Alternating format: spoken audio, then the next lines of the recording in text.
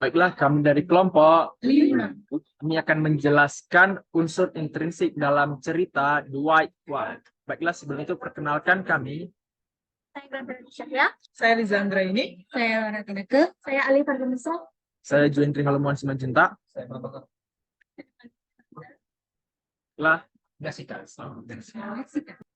Baiklah, tema dari cerita ini adalah tentang ketidaksesuaian antara realisme dan romantisme, atau antara dunia kenyataan dan dunia kebebasan.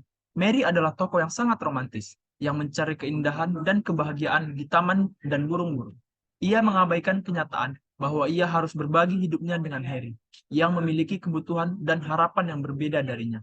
Harry adalah tokoh yang sangat realistis, yang menginginkan hubungan yang normal dan harmonis dengan Mary.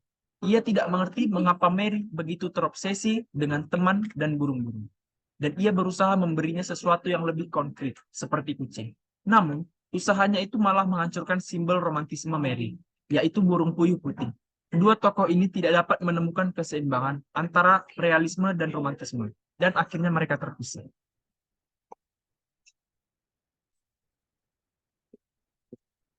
Baiklah, selanjutnya adalah setting. Setting yang digunakan dalam cerita ini memiliki beberapa jenis, seperti tempat. Mereka melakukan di taman bunga dan rumah.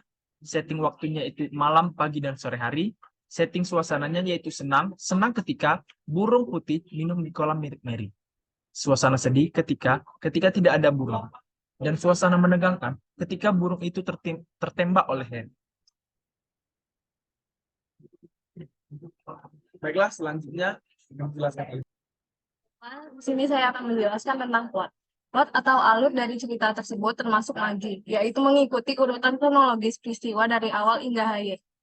Konflik dari cerita ini adalah ketika kucing membunuh burung puyuh putih, yang menyebabkan Mary meninggalkan Harry. Ini adalah titik balik dari cerita di mana hubungan pasangan itu mencapai titik terendahnya. Baiklah, di sini saya akan menjelaskan mengenai karakter yang ada di cerita The White Whale. Karakter yang ada di cerita tersebut yaitu yang pertama itu Mary Taylor dan Harry Taylor. Mary Taylor adalah seorang wanita yang sangat terikat dengan kebunnya dan burung puyuh putihnya. Dia adalah seorang istri yang dingin dan jauh dari suaminya. Dia memiliki masalah dengan seksualitasnya dan tidak mau berbagi dirinya dengan siapapun. Yang kedua yaitu Harry Taylor. Harry Taylor adalah seorang pria yang baik hati dan sabar. Dia adalah seorang suami yang mencintai istrinya, tetapi merasa frustasi dengan pernikahannya. Dia ingin menjadi dekat dengan istrinya, tetapi dia tidak bisa memaksanya. Hubungan antara Mary Taylor dan Harry Taylor itu yaitu sepasang suami istri. Baiklah, saya akan menjelaskan sudut pandang dari cerita The White Whale. Sudut pandang yang digunakan dalam cerita The White Whale ialah sudut pandang orang ketiga. Karena dalam cerita ini penulis menggunakan kata-kata orang ketiga seperti penggunaan he, she, they, and dan lain-lain. Dan penggunaan nama karakter yang ada dalam cerita tersebut. Peran penulis dalam cerita ini sebagai orang yang mengetahui segala hal yang terjadi antara karakter dengan karakternya. Seperti dia mengetahui tentang perasaan karakter, tindakan yang dilakukan oleh karakter, dan motif yang akan dilakukan oleh karakter. Kita dapat melihat dari contoh kalimat berikut. Seperti kita dapat mengetahui perasaan oleh seorang karakter seperti Harry watched her with admiration, atau Harry memandang dia dengan perasaan kekaguman.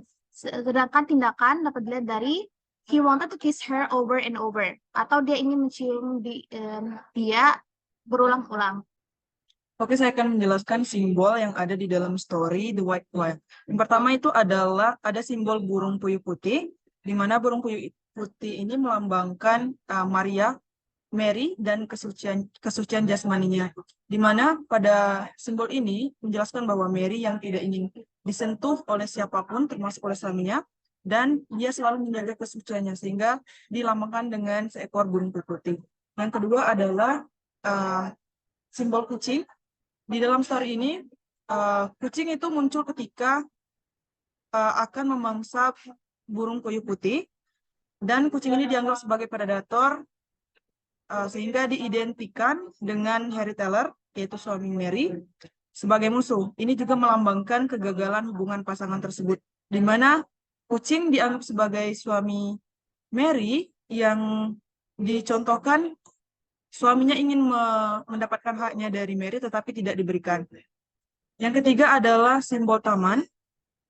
Di story ini taman melambangkan lingkungan mental dan fisik untuk keindahan dan evaluasi eksistensial. Dalam narasi ini, Mary Tyler tampaknya menyalahgunakan kemampuan taman ini. Dengan penuh semangat, memangkasnya menjadi gambaran psikis narasistik tentang diri idealnya.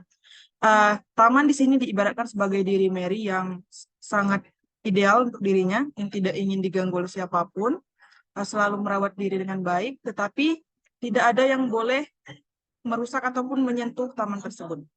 Jadi itulah 3 simbol yang paling mencolok di dalam cerita ini. Selanjutnya akan dijelaskan oleh Graciela Dwi Cahya. Sekarang saya akan menjelaskan tentang moral. Jadi moral yang bisa kita ambil atau petik dari cerita ini adalah komunikasi, pengertian, dan kompromi. Adalah hal yang penting dalam menjaga hubungan, maupun itu hubungan yang lain ataupun hubungan pernikahan. Keegoisan juga bisa membuat kurangnya kepedulian terhadap satu sama lain. Terlebih lagi dalam cerita ini, sang wanita atau Mary itu terobsesi untuk mendapatkan hubungan yang sempurna, namun mengesampingkan kehangatan dan kasih sayang sesama manusia. Selanjutnya saya akan menjelaskan mengenai summary dari cerita pendek White Whale ini.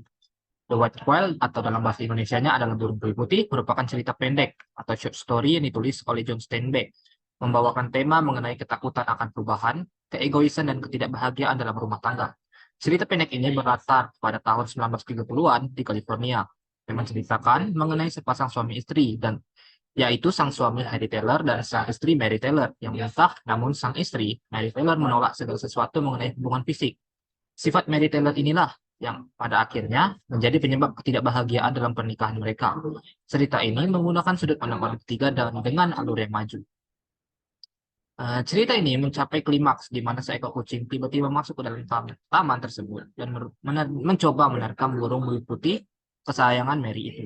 Dengan penuh panik, Mary menyuruh Harry untuk menembak kucing itu. Harry menembak, namun tidak menembakkan kucing itu. Namun, ia menembak mati burung puyuh putih itu. Akibatnya, Harry mengakhiri taman psikis Mary mengeluarkannya dari taman itu seperti mimpi.